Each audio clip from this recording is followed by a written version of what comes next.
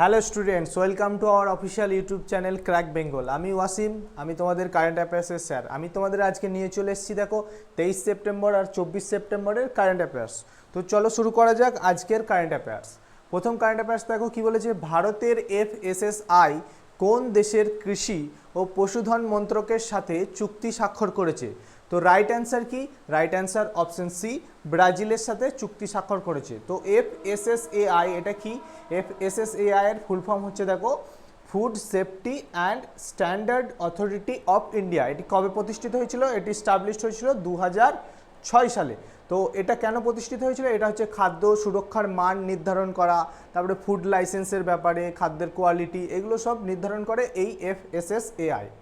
তো চলো next question দেখো। নেক্সট কোয়েশ্চেন হচ্ছে, ভারত কোথায় G7 সংস্কৃতি মন্ত্রীদের বৈঠকে অংশ নিয়েছেন? তো ভারত কোথায় অংশ নিয়েছেন? অপশন বি, ইতালিতে অংশ নিয়েছে। তো চলো কোয়েশ্চেন নাম্বার 3 তোমরা দেখতে পাচ্ছ, নাজিরা বানু প্রথম খেলো ইন্ডিয়া মহিলা তায়কোয়ান্ডো লিগ পর্ব এ ব্যক্তিগত আন্ডার 30 বিভাগে কোন পদক জিতেছে? তো কোন পদক জিতেছে? রাইট অ্যান্সার অপশন সি, সোনা। নাজিরা বানুকে মিডিলে যে আছে সে হচ্ছে নাজিরা বানু। তো চলো next question, question number 4, Guinness world রেকর্ডের দ্বারা ভারতীয় চলচ্চিত্র শিল্পের অসাধারণ অভিনেতা হিসেবে কাকে সম্মানিত করা হয়েছে? হ্যাঁ, রাইট অ্যান্সার অপশন বি, তোমরা ছবিতে দেখতে পাচ্ছ চিরঞ্জীবীকে। তো চলো নেক্সট কোয়েশ্চেন, কোয়েশ্চেন নাম্বার 5, কেন্দ্রীয় সরকার কাকে জম্মু কাশ্মীর ও লাদাখের উচ্চ আদালতের প্রধান বিচারপতি হিসেবে নিযুক্ত করেছে? প্রধান বিচারপতি হিসেবে নিযুক্ত করেছে কাকে? অপশন বি, জে তাসি রাবস্তানকে। তো চলো কোয়েশ্চেন নাম্বার 6, অনুপ কুমার দিসানায়েক কোন দেশের রাষ্ট্রপতি হিসাবে নির্বাচিত হয়েছেন? তো অনুপ কুমার দিসানায়েক হয়েছে শ্রীলঙ্কার রাষ্ট্রপতি। তো চলো কোয়েশ্চেন নাম্বার 7, এনসিআরবির পরিচালক হিসাবে কাকে নিযুক্ত করা হয়েছে? তো তোমরা চারটে অপশন দেখতে পাচ্ছ, রাইট অপশন ছবিতেও তোমরা দেখতে পাচ্ছ, অপশন বি অলোক রঞ্জনকে নিযুক্ত করা হয়েছে এনসিআরবির পরিচালক হিসাবে। তো এনসিআরবির ফুল ফর্ম কি? দেখো, ন্যাশনাল ক্রাইম রেকর্ডস ব্যুরো। তো এটা কবে প্রতিষ্ঠিত হয়েছিল? এটা প্রতিষ্ঠিত হয়েছিল 1986 সালে। এই এনসিআরবির উদ্দেশ্য কি? এনসিআরবির হচ্ছে তোমার ক্রাইম রেকর্ডগুলো পরিসংখ্যান করা এবং এগুলোকে প্রকাশ করা। তো চলো কোয়েশ্চেন নাম্বার 8, কোন দেশে ইনভেস্ট ইন্ডিয়ার নতুন অফিসের উদ্বোধন করা হয়েছে?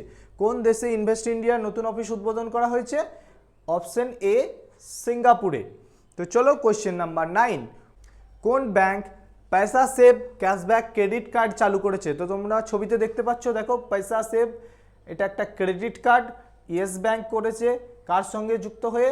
পয়সা বাজারের সাথে যুক্ত হয়ে। তো right answer option B, yes bank. Question, next question কি বলেছে দেখো স্ক্রিনে দেখতে পাচ্ছ, কোন দেশ ভারতকে 297টি প্রাচীন চুরি বা পাচার করা জিনিস ফিরিয়ে দেওয়ার সিদ্ধান্ত নিয়েছে?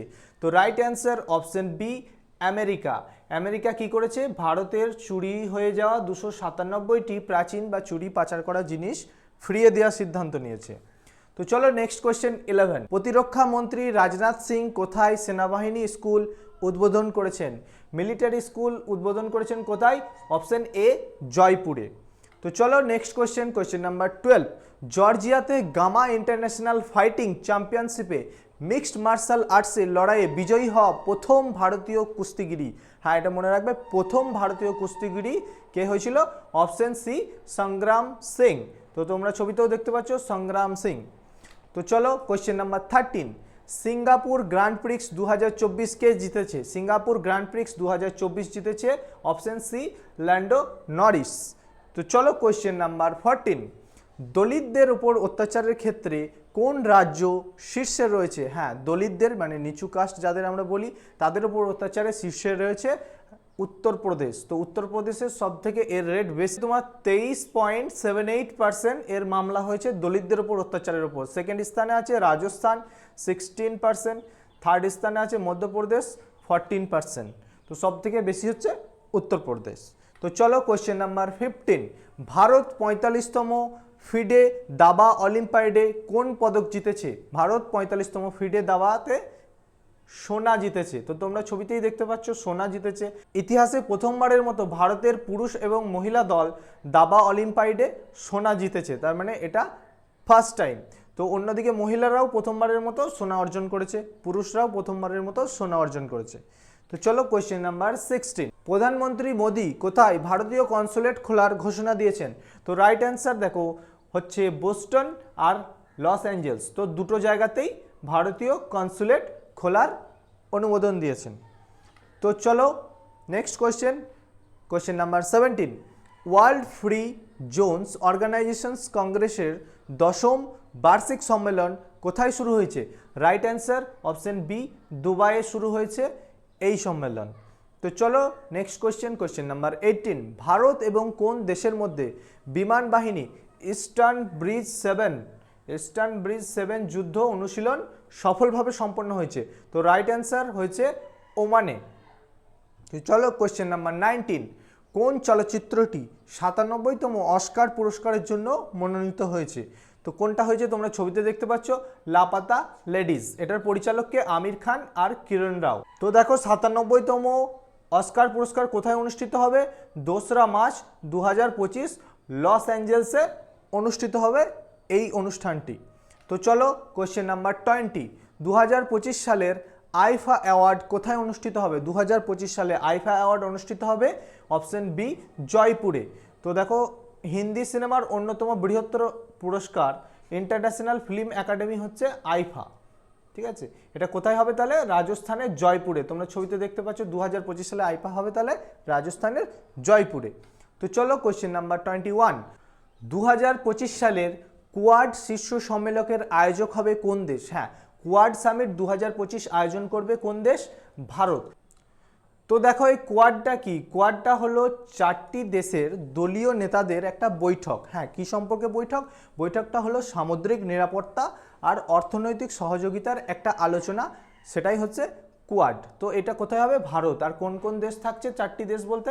জাপান থাকবে, ভারত থাকবে, অস্ট্রেলিয়া থাকবে আর ইউএসএ থাকবে। তো চলো question number 22, Miss Universe India 2024-এর খেতাব কে জিতেছে? হ্যাঁ, মিস ইন্ডিয়া 2024-এর খেতাব জিতেছে অপশন সি, রিয়া সিং। তো চলো আজকের ক্লাস এখানেই শেষ। তো তোমাদের জন্য নিয়ে এসেছি একটা হোমওয়ার্ক। আগের দিনের ক্লাস করেছো কিনা তোমরা হোমওয়ার্কে অ্যান্সারটা দিলে আমি বুঝে যাবো যে হ্যাঁ ক্লাস করেছো। তো কোশ্চেনটা কি দেখো, কে আন্তর্জাতিক ক্রিকেটে 400টি উইকেট পূর্ণ করেছেন? এর রাইট অ্যান্সার তোমরা কমেন্টে জানিয়ে দাও। তো চলো, যদি ভিডিওটি ভালো লেগে থাকে তাহলে ভিডিওটি লাইক করো, শেয়ার করো বন্ধুদের মধ্যে, এবং আমাদের চ্যানেলটিকে সাবস্ক্রাইব করো এবং আমাদের সমস্ত প্ল্যাটফর্মে যুক্ত হয়ে যাও তোমার প্রস্তুতিকে আরেক ধাপ এগিয়ে নিয়ে যাওয়ার জন্য। চলো, গুড বাই।